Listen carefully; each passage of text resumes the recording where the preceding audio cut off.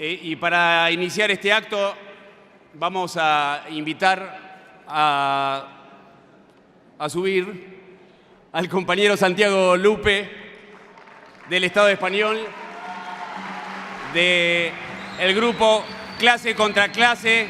Es un compañero, uno de los principales referentes del movimiento del 15M en Barcelona, que dio una gran batalla para que ese movimiento de la juventud y del pueblo se uniera a los trabajadores.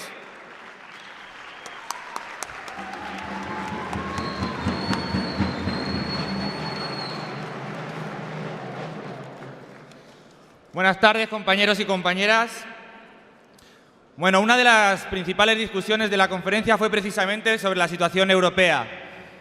Como todos vosotros y vosotras sabéis, la crisis sigue golpeando de manera muy especial a los trabajadores y a la juventud de todo el continente europeo. Los distintos gobiernos, tanto los gobiernos de la derecha como los gobiernos de los socialliberales, vienen aplicando la mayor ofensiva antiobrera desde la Segunda Guerra Mundial. En países como el Estado español o en Grecia, esto lo venimos sufriendo de una forma todavía más aguda, con un desempleo de masas, con cientos de miles de familias que están perdiendo sus viviendas, con una avanzada patronal sobre los salarios y sobre nuestras condiciones de vida. Las llamadas reformas estructurales no son otra cosa que la liquidación de importantes conquistas como las pensiones, como los subsidios de desempleo, como la educación, como la salud. En definitiva, una situación insostenible que, si bien todavía no ha dado estallidos sociales o procesos revolucionarios, sí que está empezando a provocar los primeros combates o grandes combates de clase en nuestro continente. Lo estamos viendo en Grecia, donde ya van más de 25 huelgas generales y cientos de enfrentamientos de la juventud en las calles, donde se están llevando adelante experiencias de control obrero como la de la fábrica Biomé o la lucha de los trabajadores de la televisión pública. Lo hemos visto también en Portugal, con huelgas generales, con manifestaciones masivas contra los planes de ajuste. También en Francia, donde este año se han sucedido una serie de luchas de vanguardia obrera, como la reciente huelga en la fábrica Peugeot. En el Estado español, la irrupción de la juventud indignada en el 2011 cambió la situación política totalmente. En estos años hemos visto salir al movimiento estudiantil. Habréis visto masivas manifestaciones contra el gobierno y contra el régimen político. Pero también hemos visto a la clase trabajadora. Hemos visto a los trabajadores públicos enfrentar los despidos y los planes de ajuste. Hemos visto a los trabajadores de la industria luchando contra cierres y contra suspensiones. Y hemos visto cómo toda la clase trabajadora se unía para golpear al gobierno del Partido Popular en las 2 exitosas jornadas de huelga general del año pasado. Y, por supuesto, algo que sé que todos vosotros seguisteis con atención y fervor: la lucha de los mineros. La lucha de los mineros que hace un año, compañeros, llenaba los periódicos y las televisiones de todo el mundo. Llenaba los periódicos y las televisiones de todo el mundo de esas imágenes donde enfrentaban a la policía y a la Guardia Civil, donde les hacían retroceder, cuando bajaron a Madrid en la Marcha Negra e inundaron la capital de toda una oleada de solidaridad obrera. Una lucha que nos devolvía a la memoria grandes gestas de la clase trabajadora española en el siglo XX, como la heroica Comuna asturiana de 1934. La burguesía europea, compañeros, la burguesía europea y la de todo el mundo vuelven a mirar con recelo a los trabajadores del viejo continente. Están temerosos, y con razón, de que retomemos nuestras mejores tradiciones históricas, como la de los obreros del Mayo francés o como la de las huelgas que socavaron los pilares de la dictadura de Franco. Vimos una demostración de este potencial con la gran jornada de lucha obrera del 14 de noviembre. Una jornada con paros generales y manifestaciones en la mayor parte del continente. Una jornada en la que, a pesar de que las burocracias sindicales no hayan querido darle continuidad, vino a demostrar que la unidad internacional de los trabajadores recoge una potencia capaz de todo. Que, como cantábamos antes y como cantáis aquí, la clase trabajadora, la clase obrera es una y sin fronteras.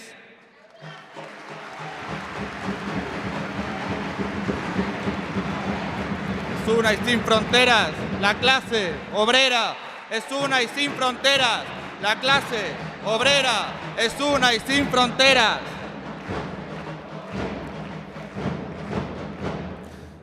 Luchas como las que se están dando en el Estado español no solamente enfrentan las consecuencias de la crisis capitalista, también apuntan hacia un régimen político en crisis, un régimen político nacido de las entrañas de la dictadura de Franco. Hoy son cientos de miles los que desconfían de los grandes partidos del bipartidismo. Hoy son cientos de miles los que luchan por el derecho de autodeterminación de nacionalidades como Cataluña o Euskadi. Ningún agente del régimen español se libra de la quema. Hasta el rey está en la picota. Sí, compañeros, el rey de España, Juan Carlos I de Borbón, rey de España por la gracia de Franco. Hoy, Juan Carlos I y su hijo Felipe, el heredero, están más cerca de acabar como su abuelo, en el exilio y sin corona.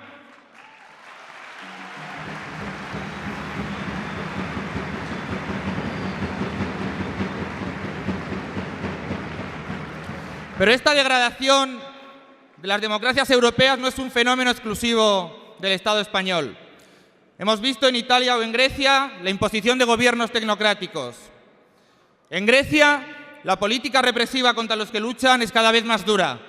Vemos leyes antihuelga, vemos militarización de conflictos obreros, vemos detenciones, torturas, vemos el procesamiento de cientos de luchadores, como el compañero Sabas Mata del EKK, procesado junto con otros muchos luchadores griegos a petición de la extrema derecha de Aurora Dorada. Con ellos nos hemos solidarizado. Con ellos hemos discutido en la conferencia precisamente participar con una delegación internacional en la protesta que tendrá lugar este jueves en la Embajada de Grecia aquí en Buenos Aires. Y a todos ellos queremos mandar un caluroso saludo de apoyo y solidaridad desde este acto internacionalista.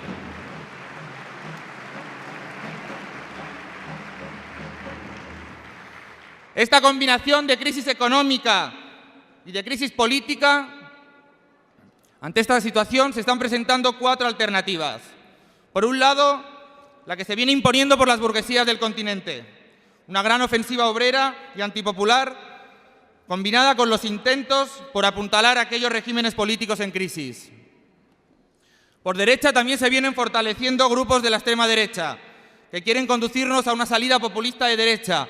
Se dirigen ofensivamente a los trabajadores y sectores populares para intentar encuadrarlos en una salida racista y xenófoba. Lo vemos en Grecia con fenómenos protofascistas como el de Aurora Dorada, pero también en Francia con el auge del Frente Nacional y de las movilizaciones contra el matrimonio igualitario. En el arco izquierdo se viene fortaleciendo organizaciones de una especie de un nuevo reformismo, que tratan de desviar la movilización de los trabajadores y la juventud hacia proyectos electoralistas, proyectos que comparten todos ellos un programa en el que se combinan reformas cosméticas para las democracias degradadas y otras reformas parciales, económicas, que en ningún caso pueden ofrecer una solución de fondo a los graves problemas de pobreza, de paro, de vivienda que azotan a las masas europeas. Para que os hagáis una idea, compañeros, algunos de estos programas levantan soluciones, entre comillas, como inspiradas en la devaluación argentina del 2001, perdiendo totalmente de vista que se trató de una variante burguesa más para hacer cargar sobre los hombros de la clase trabajadora y el pueblo las consecuencias de la crisis capitalista. Hablamos de grupos como Syriza en Grecia, del Front de Gauche en Francia o de Izquierda Unida en el Estado español. Lamentablemente, la mayor parte de la extrema izquierda europea se vienen adaptando a este tipo de fenómenos, siendo o queriendo ser parte de los mismos. Como si rebajar el programa a una especie de programa centroizquierdista fuera la única vía para empalmar y para poder llegar a los trabajadores y la juventud. Si se trata de intervenir en las elecciones, creo que el ejemplo que vosotros habéis concretado aquí con el Frente de Izquierdas y de los Trabajadores muestra que es posible el apoyo de cientos de miles de jóvenes y trabajadores sin necesidad de hacerse centroizquierdista. Todo lo contrario, levantando una alternativa de independencia de clase, de los trabajadores y un programa transicional para que la crisis la paguen los capitalistas. También hay sectores dentro de estos mismos grupos de la extrema izquierda y en la vanguardia obrera y juvenil que no aceptan esta adaptación tan escandalosa a los reformistas. Lo vemos en el nuevo partido anticapitalista francés, en los sectores que se resisten a adoptar la estrategia de gobierno antiausteridad con sectores de la burguesía. Lo vemos también en Grecia, en grupos como el OC de Spartacus, que se vienen oponiendo al apoyo que su corriente internacional brinda a Syriza. Y lo vemos también en el Estado español, en el interior de algunas organizaciones de extrema izquierda, donde hay sectores que se vienen oponiendo a su acercamiento a Izquierda Unida. Pero también lo hemos podido ver en sectores de vanguardia obrera. Recientemente estuvo en Europa participando de una gira en diversos países el compañero Raúl Godoy de Zanón.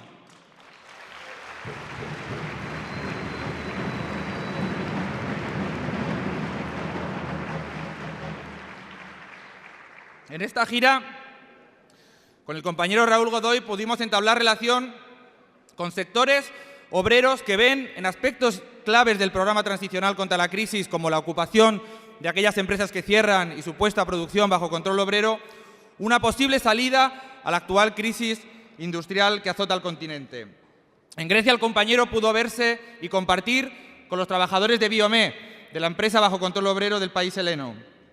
Y también en el Estado español, en Cataluña, pudo contactar y pudo estar con trabajadores, con sindicalistas de la CGT, de la central sindical CGT, como los trabajadores de la fundidora Funosa, que lo invitaron a conocer su empresa y a poder reunirse con otros trabajadores de la región en la que están para poder discutir cómo Zanón puede ser una alternativa a la crisis capitalista en Europa.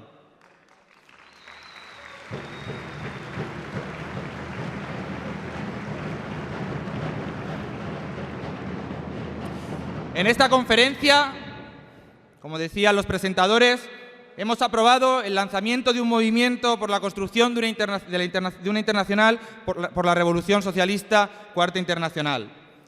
Una política que lo que busca precisamente es poder empalmar y abrir la discusión con sectores como estos que he nombrado. Queremos poder discutir con ellos sobre las lecciones políticas y programáticas que plantean los grandes hechos de la lucha de clases que se están dando al calor de la actual crisis capitalista y que hemos recogido en un manifiesto.